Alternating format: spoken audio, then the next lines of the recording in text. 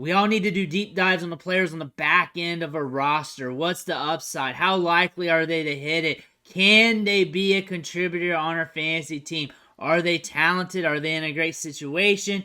What is up with this player? Today's video is a request from a subscriber, and we're going to dig into the stats on Rashod Bateman. Before we do, you got to click that subscribe button right now. You can't miss out on any more of this content because we're doing deep dives on these lesser known players, a lot of waiver wire guys, a lot of guys on the back end of rosters that you might be able to trade for later, a lot of different prospects that we're going to hit on this year to help you set lineups, to help you deep dive the waiver wire, to help you win your league. Hit that button, stop missing out. But let's look at Rashod Bateman here. Very interesting player. One of the most interesting players in all of fantasy football because he can go a million directions. But looking back at what he did in college, he was very productive from a market share standpoint.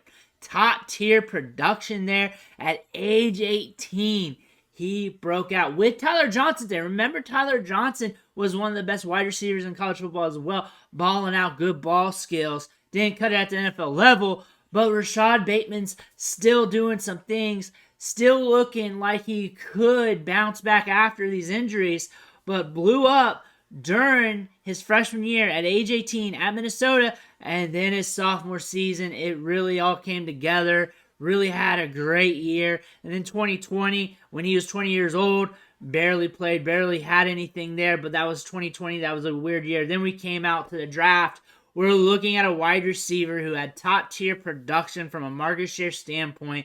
Then you look at the highlight package and the tape from back then. Ball skills for days, nuanced route running, sticky hands, all things we've been seeing at the NFL level in short bits because we haven't seen him on the field that much due to injury. But Rashod Bateman's got skills. He sure does. And he's a very talented wide receiver.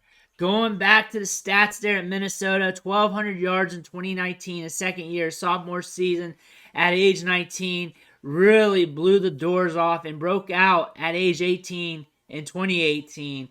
Early breakout age nonetheless, and that's what you want out of your wide receivers, and he did it at a Power 5 level. In 2020, he averaged 3.45 yards per route run and a 10.4 average depth of target. His best year with the most amount of targets, 16.7 average depth of target. You can use him downfield. You can chuck the ball to him downfield, and he's got the ball skills to get it. They did that with him at Minnesota. Yards after the catch per reception, not super high, but the average depth of target was high, so that makes sense. Also, he's not really a yak guy. He's more of like a separator with ball skills type of guy. You can put him on the perimeter. You can move him to the slot a little bit. You can mix and match. He is a very good and talented wide receiver that you really want on the field. 2.89 yards per route ran on his career. Dude broke out early in his career, looking good throughout his career there at Minnesota. And then we look at the production here at the NFL level here, averaging 9.3 PPR points per game in 21 active games here. Coming back from injury, playing with injury, on and off again. And then the volume in this passing game, the passing attack has been weird. A lot of targets going to Mark Andrews. We're losing a lot of passing targets due to the run game here. Very volatile offense, but you can also see him have some upside here. Have some production. We started the career off Hurts. Then we came into the second year, we got Hurts. And now we're trying to come back from a Liz Frank injury that he had surgery on in December. Looking good in camp. We're seeing some good things, but we got to see how things start off here. But when he's on the field here at Baltimore, he has been very efficient. 2.38 yards per route ran last year. Very solid year prior, 1.26. Rookie ramp-up time, average depth of target, 13.2. So they do like to use him on the deep ball some. I think Zay Flowers is going to get a lot of that as well. But we should see him ramp up a good bit. Hasn't been on the field much to get targeted. 65 targets was the most we've seen this season. Only 28 last year. He's barely been on the field. Barely been on the field to prove himself. Barely been on the field to fail. Barely been on the field to win. So really, we have to be objective with this wide receiver. We know the talent's there, but first off, can he stay on the field for a whole season? That is our main question here. because the tape doesn't lie here. He's looking good.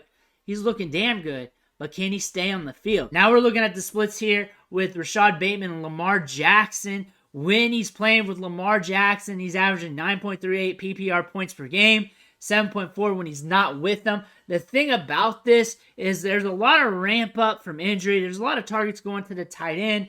This is a very wonky offense, and we need to see Rashod Bateman in this offense for a full season, for a full slate of games here, for us to really make a determination, because we know the talent's there. We see it with the route running. We see it with the ball skills, but we need it to come together. Some people are very talented and it doesn't click. Some people aren't that talented, but they maximize their efforts and they can be a big producer.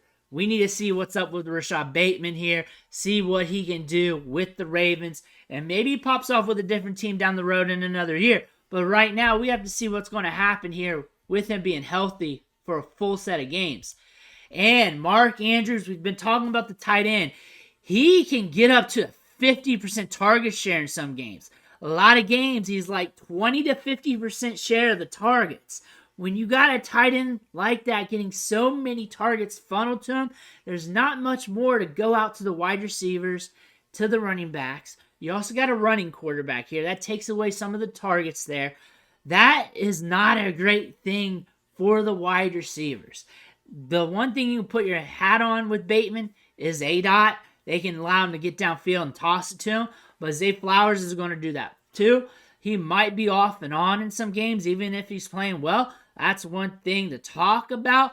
But again, you're looking at Mark Andrews here. He soaks up the targets. He eats targets for breakfast. 20, 30, 40, 50% target share per game. It's very rare that he's under a 20% target share. There's more games where he's at 20% or higher than he is under that rate. And we're looking at the offense here. We're looking at the targets. Andrews led the team with 149 targets last year, 70 to DeMarcus Robinson, 55 to Devin Duvernay. We could see a lot of these going to Shoddy B, Zay Flowers, OBJ. But all in all, Mark Andrews is going to get his. Again, the pass to run game script, 36 pass plays a game versus 31. 31 run plays per game is one of the highest in the NFL. This might increase a little bit on both sides with Monk in there calling plays, because it'll be a faster paced offense, or at least it's projected out to be. So we might get more passing plays per game, but what could that be? Like 37, 38, 39 passing plays per game, and maybe a couple more run plays per game. We got to see how all that pans out. But then again, objectively, we should see a lot of targets go to Mark Andrews than the rest of the wide receivers fighting it out. Between Zay Flowers and Rashod Bateman, those guys are going to be fighting for targets for years on end. But here we go. You need him because he's cheap and talented. Cheap and talented. It's not player good versus player bad. It's also what's the price of that player in drafts this year. He was wide receiver 50 range. That is not too shabby. He's dirt cheap. He might be even on waivers in your league. He might be sitting on the waiver wire in your traditional home league. He might be. But Underdog Best Ball, he had an ADP of around like 49 among wide receivers in the rankings. Former first-round pick, you want that. You want a player that's talented. You need him because he's cheap, and that creates upside. Good players still have upside even in rough offenses and rough situations, and you may still want him because of that. If he was wide receiver 30, 25, 35 in the rankings, then I'd be scared due to the situation. But at that price tag, who cares? Who cares? You're just taking that chip and you're just hoping something happens. You don't need him because you don't trust him. You don't trust him to stay healthy. You don't trust the offense. You're scared what's going to go on with this Ravens offense with the targets and how they're going to be distributed, and that makes sense. Also, at that price range in drafts or how you want to evaluate things, you'd rather take shots at running backs, which is something I like to do as well. So you can pick your poison there, and it all makes sense.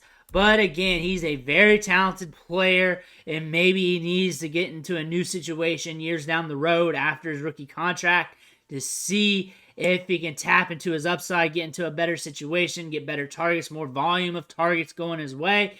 and maybe we can get some production out of him. He also has to stay healthy. That's huge. If you're not on the field, you can't score fantasy points. You can't get targets. You can't get workload. You can't get nothing. So that is very important as well. There's also downside risk here, but not much because the price is cheap. But this offense could be too stagnant at the wide receiver position due to the flow of targets going to tight end and the rushing upside here with the quarterback. That makes sense as well. But all in all, he's talented. If he's on the field, run a lot of routes. He should have some boom weeks. Could be a gamble in some weeks. Maybe a DFS flyer and plus matchups. Player you need to pay attention to. But he's so cheap. He's so cheap. The upside is grand due to how talented he is. I like him as a player. I really do. One of my favorite players coming out of that draft year. Fun player to watch. And you need to pay attention to him. You really do. If he starts off slow, ends up on the waiver wire due to people turning and burning their rosters, then maybe you take a stab at him because things could turn in a positive with him really quick if the volume goes his way in this offense. Let me know what you think in the comments below. When you hear about it, make sure you hit that subscribe button. Catch you on the next video.